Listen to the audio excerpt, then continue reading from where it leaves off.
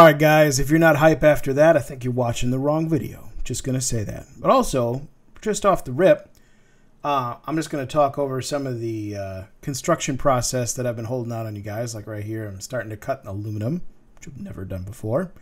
But I just wanted to say thank you for waiting and being patient with me for releasing this video. You know, like I said, I wanted to do like this big reveal and hold out on you and, you know, give you like the impactful release. So hopefully that intro satisfied that appetite, but now I want to get into the nitty gritty and talk about how I built these things. So going back to the beginning, I found, I was looking at other cabinets and I wanted to do the diamond plate like everybody does. You know, real driving cabinets have diamond plate.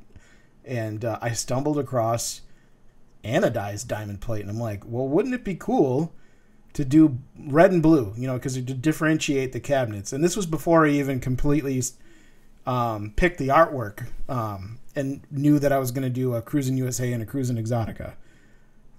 So it was just trying to match that and also make it look cool at the same time. You know, like I said, I'm doing this, we're loosey-goosey. I'm figuring things out as I go. I don't have this master plan, unfortunately. Like, I knew I wanted to build a Cruis'n cabinet-ish, and I wanted it to, in the beginning, I was going to do virtual racing artwork because I thought that would look cool. But after, you know, putting some renders together and mocking up what virtual racing artwork looks like on a Cruis'n cabinet, it would just seem kind of dumb. So I'm like, okay, I'll just, you know, make them look like Cruis'n cabinets, even though, unfortunately, there's no way to emulate a linked Cruis'n game right now. We might, that's Cruis'n USA, Cruis'n Exotica, and Cruis'n World. I might be able to get something going with Cruis'n Blast. Maybe. We'll see. But back to the aluminum. I was just clamping it down. I bought a fine-tooth circular saw bit, and it screeched like a banshee, man. You needed ear pro for sure on this. And then also, you know, I was trying to protect it with some painter's tape to prevent it from scratching, but as you can see, the guide on the saw kept picking up the tape. So what I did to smooth out the bottom of the saw is, I don't know if I show a picture of this, but I put painter's tape on the bottom of the saw guide to smooth it over. And then eventually I had this genius idea, like, why don't I flip it over? Because the back of the diamond plate was smooth, and so it caught the saw a lot less. You know, like I said, no plan, no preparation, just going for it. So now I cut with the diamond plate flipped over, and then I'm deburring it with a file, going to town there, because this stuff was sharp. I was very lucky. I didn't cut myself hardly at all doing this whole thing, both the red and the blue. Somehow, you know, I wasn't wearing gloves. I was in shorts. I was being stupid. Don't be like me. Wear more protection. Be safe. I did have additional eye protection. You know, I wear glasses all the time, as you guys notice, probably polycarbonate lenses. But I even put goggles on top of that because nobody needs aluminum in the eye. So be safe. Don't be like me and wear proper clothing while you're doing this stuff. But yeah, I think it turned out good. You'll see in some later pictures, I was just kind of going with the flow, trying to cut a square shape, you know, for the floorboard. There you go. There it is installed.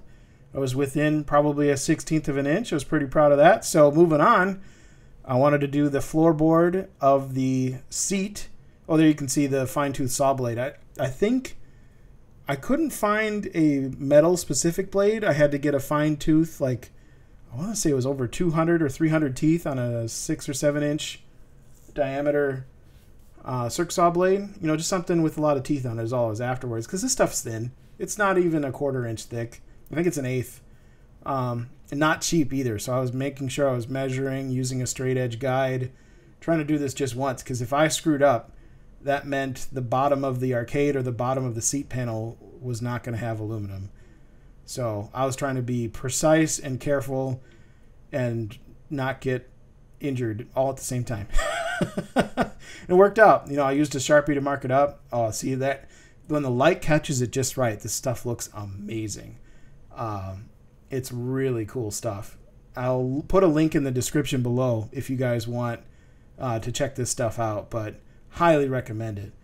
Another thing I want to talk about real quick while I'm showing this stuff off is Originally, this part 5 video was going to be like my work all the way up until where the cabinets are now. But when I put that in my video editor, it turned out to be a 56-minute video. I'm not going to make you guys suffer through that. So what I'm going to do is we're going to do even more parts to this build, and I'm going to release them in rapid succession. Like, I'm going to edit all 3 of the next parts right now, upload them all to YouTube, and then release them in the next couple of days. So you got something to watch, because I don't think anybody wants to sit through 45 minutes of this. Could be wrong, maybe not.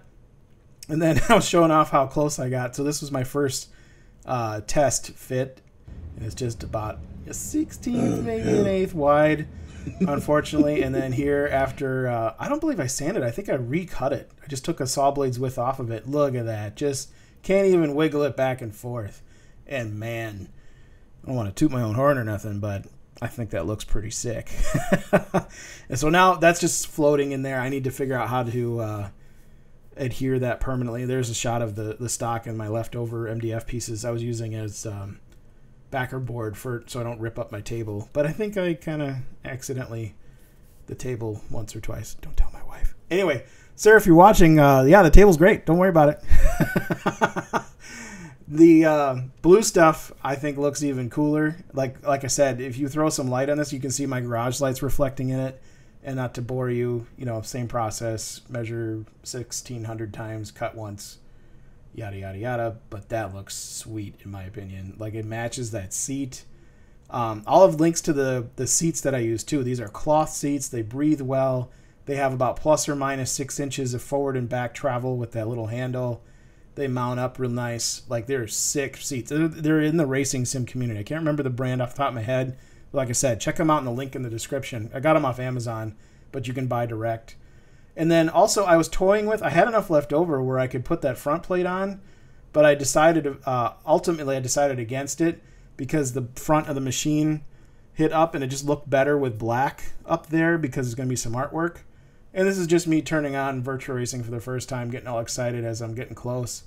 And then I put some black angled T-molding on there to finish up the edge and get the cabinet, you know, because I wanted a finished edge for each piece of these things to bolt together and come out with a finished looking cabinet, because eventually these will be permanently, you know, attached, not permanently, affixed together so they can come apart and still go through a regular sized doorway, but then also be nice and sturdy. I've got these giant L brackets that I got to show you guys with some huge toggle bolts that are going to go through them. So I wanted a nice piece of angle aluminum anodized black to protect the edges.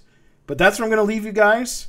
I'm sorry that it's probably not the big, long thing you were looking for. Like I said, I don't want to bore you with 45 minutes of footage of me building this thing. So look for the next video in the next 48 hours or so. I'm going to release them in rapid succession, like I said. So hit up the comment section below. Tell me what you think. Ask me some questions.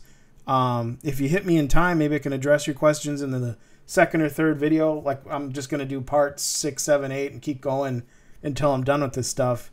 If you guys want to know where they're at right now, the cabinets are completely built. The primary cabinet has the control panel all done, and now I'm working on the LED outputs and configuring the buttons and everything.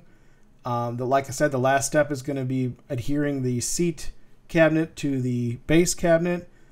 And then I think that's it. You'll see in the next step, I'll start talking about the electrical wiring, the buttons, the stream deck, the camera systems, like all that stuff. So look forward to those videos. Stay tuned. Thanks for your patience. I really appreciate you guys. Get subscribed so you don't get miss out on the next couple of videos. And hit that bell, thumbs up, thumbs down, all the traditional YouTube stuff. Thanks, guys, and I'll see you in the next one. Peace.